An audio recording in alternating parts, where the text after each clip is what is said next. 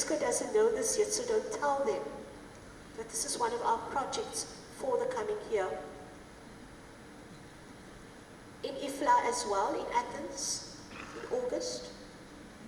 The South Africans, most of us, managed to meet with the South African ambassador to Greece, Her Excellency Beryl Sisulu, who was deeply interested in hearing about LIASA, hearing about books and libraries, and the need to develop the reading culture in our country.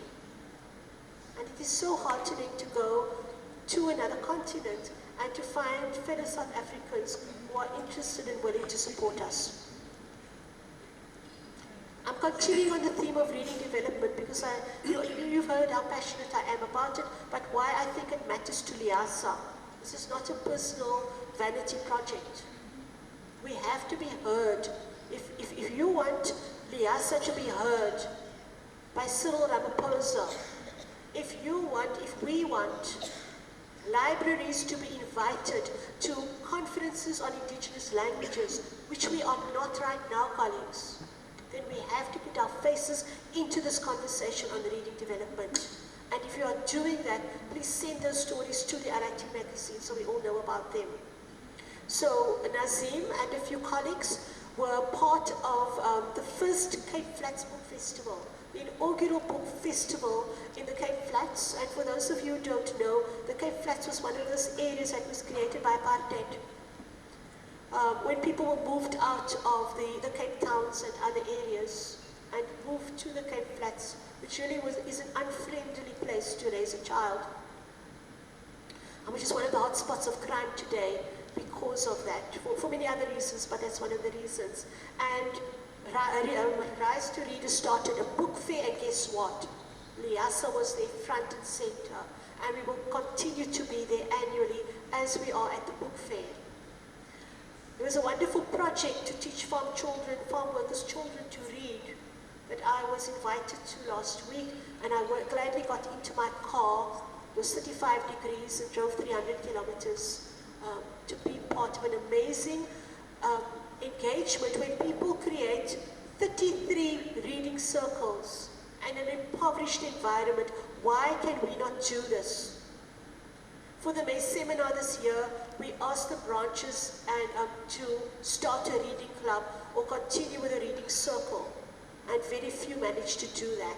What are we not doing right, colleagues? As a professional body, LIASA has a responsibility to the profession in this country, and we are charged with upholding behaviors, norms, standards, discipline. These are not things that we make up. These are things that are mandated to us through national legislation, notably the National Qualifications Framework. And we always have work to do in this regard. But we have made significant progress. Our 5 years, the first 5 years of our award is almost up. We are 1 month short of this. And Anna Maria assures us that the response to the renewal of our professional body status is imminent. If you are not yet a professional librarian, I urge you, colleagues, to please become one. We did the outreach on the roadshows, speaking about the importance of the professional body and pointing out that LIASA is not the statutory body. And it's quite okay. We're okay with that. We made that decision. We have our eye, and in fact it's more than our eye. We have an agreement that LIASA will be the operating arm of the regulatory body of the statutory body called INCLIS. And again yesterday, I was deeply concerned to hear that there might be the opportunities to interpret that. There are no ambiguities about this. We were very clear on the 30th of November 2018 of our position and of our expectations. And letter number 3, if you're keeping tally, then letter number 3 will be written soon about this matter. So your membership that I call my LIASA, many how-tos, Much communication is available there. And yesterday and the previous day, there were slots on the program, on the conference program, a how-to around how to use my membership, your membership, for the advantage of the branches and the interest groups and individuals. If you haven't been on one of those, please write to the office and we can organize online group training. The reason why that 9 is highlighted, because I've always thought that this committee would finish its work in 2019. I was told this morning that it was actually 2018. Be that as it may, we express our thanks, extend our thanks to all the members of the Professional Body Advisory Committee, 2016 to 2018 or 2019, because work continued this year. Thank you to the committee. And from my left to right, I see Mandla, I see Naomi, Nini, Rachel, Anna-Marie, Ujala, Shalene, Secha and Robert. Of just about except Nini are all in this room. So please would you give them a round of applause.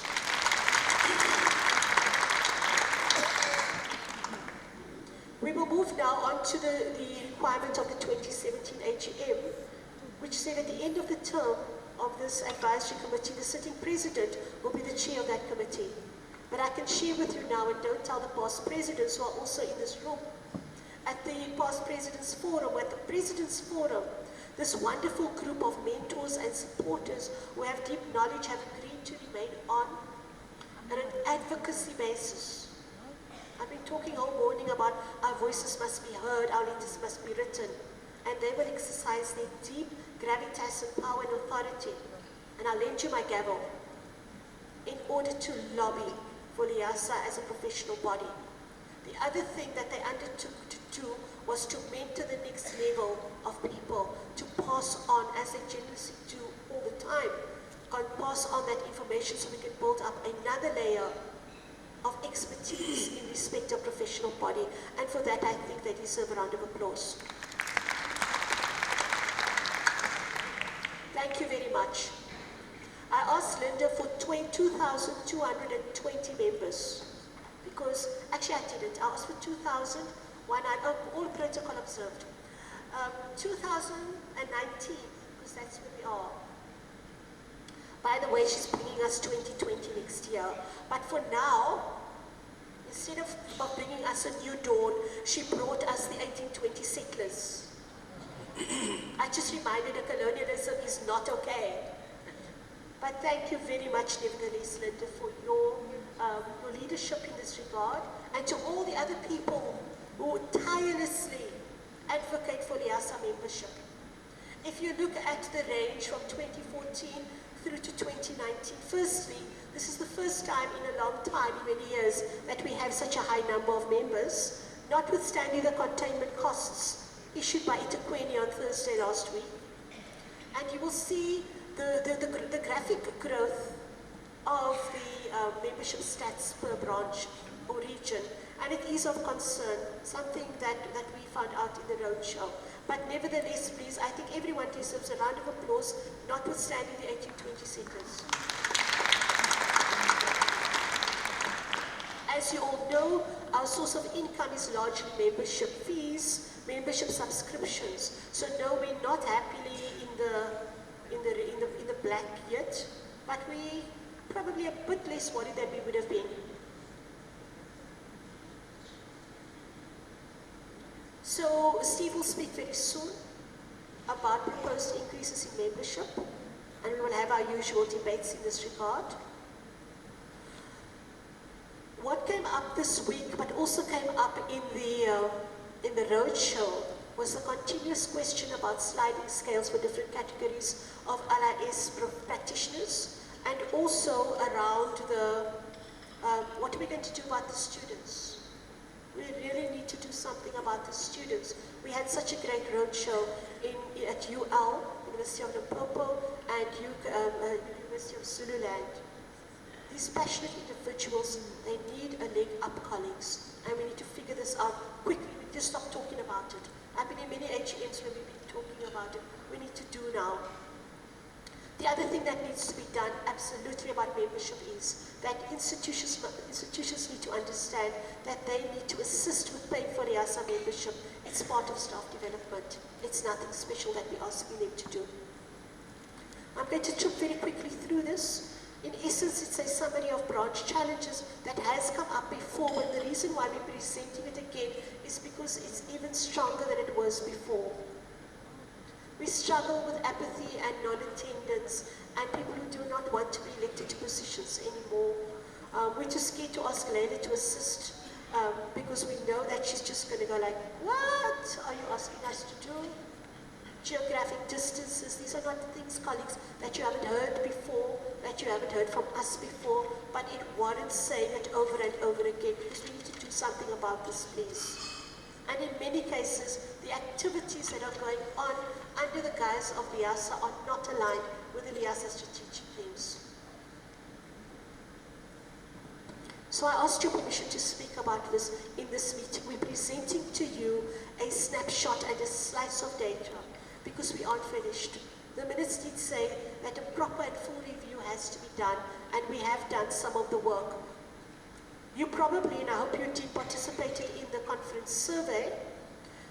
Dr. Shalini Puth, our appreciation to her for data mining and then analyzing, for data mining and analyzing the remarks and the comments that went along with the numeric data.